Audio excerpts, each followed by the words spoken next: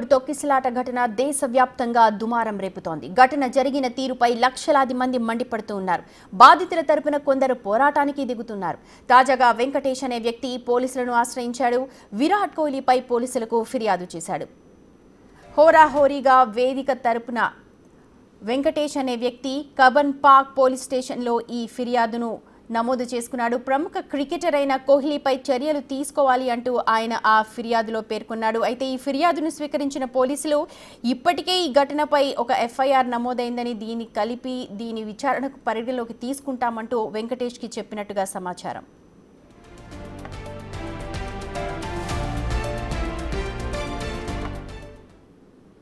అయితే ఈ తొక్కిసలాట ఘటనపై కర్ణాటక పోలీసులు ఇప్పటికే కేసు నమోదు చేశారు. ఎఫ్ఐఆర్లో ఆర్సీబీ ఫ్రాంచైజీ ఈవెంట్ మేనేజ్మెంట్ సంస్థ DNA, కర్ణాటక రాష్ట్ర క్రికెట్ అసోసియేషన్ పాలక కమిటీలను కూడా చేర్చింది.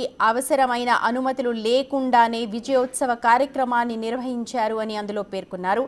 భారతీయ న్యాయ సంహితలోని పలు సెక్షన్ల కింద ఎఫ్ఐఆర్ నమోదు చేశారు.